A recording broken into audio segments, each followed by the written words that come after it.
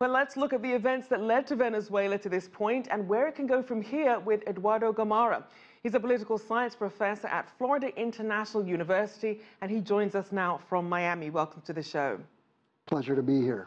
So walk us through how Venezuela got to this point and what's really at stake.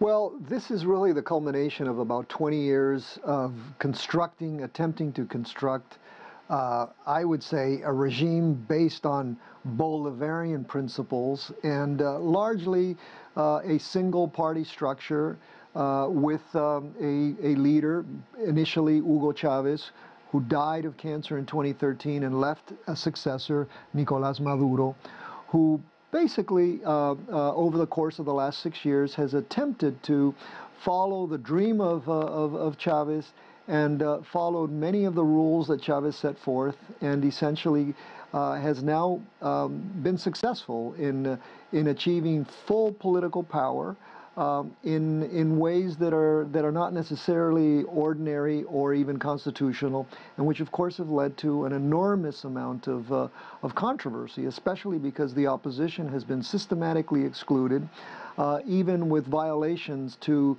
the very constitution that over the course of the last 2 decades Chavez and Maduro designed. Now, obviously, we know about the economic spiral that Venezuela is also in. So what about the people themselves? What are the key ways that Venezuelans are being affected by this on top of the economic and humanitarian crisis? Well, Venezuela is going through, by most calculations, about 2 million% inflation, hyperinflation, which is really remarkable however you want to measure that. A humanitarian crisis, as you measured, somewhere between 2 million, maybe 3 million people who have left the country. The complete scarcity of basic goods, the fact that people are having trouble feeding themselves, and so overall what you have is what some people are already beginning to call a failed state in Venezuela. And in the context of this, what you have is a government that has consolidated, and a government, the government of Nicolás Maduro. So it's a tremendously complex situation, and of course an opposition that believes that following the Constitution has the right to basically not only not recognize the government of Maduro, but also to support constitutionally Mr. Guaido, who was sworn in yesterday. So what is this political instability doing to the region? Well, if you think about it just simply in terms of what the exodus of 2 million people means for neighboring Colombia, for example. Roughly 1 million Venezuelans have moved into Colombia. They have now gone into Ecuador, where over the weekend there was a horrible incident of reaction by Ecuadorians to the presence of Venezuelans. Venezuelans are now basically in about 70 countries around the world, including the United States.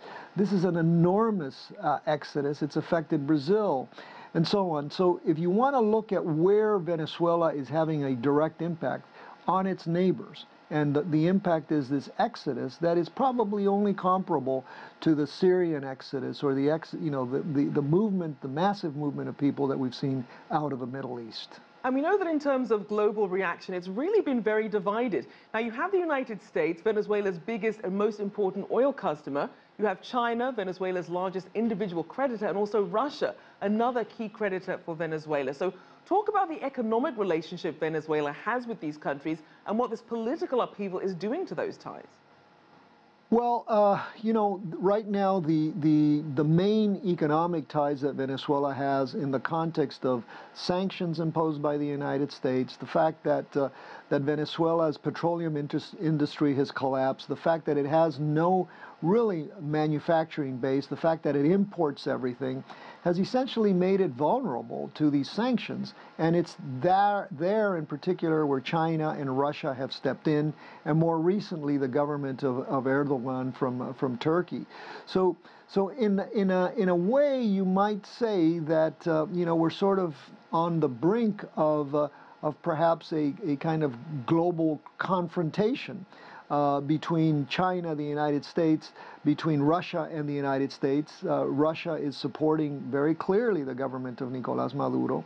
And of course, the United States has decided not to recognize Maduro and to recognize Mr. Guaidó. So I think, you know, it's going to be interesting to observe how this develops over the course of the next few days, especially because Mr. Maduro has ordered not only the closing of consulates of Venezuela in the United States, but it's also ordered American officials out of Venezuela within 72 hours. How that plays out, I think, will also determine how you have the reaction from other powers like China and Russia. Certainly a lot of moving parts. Thank you so much. Eduardo Gamarra there, Professor of Political Science at Florida International University.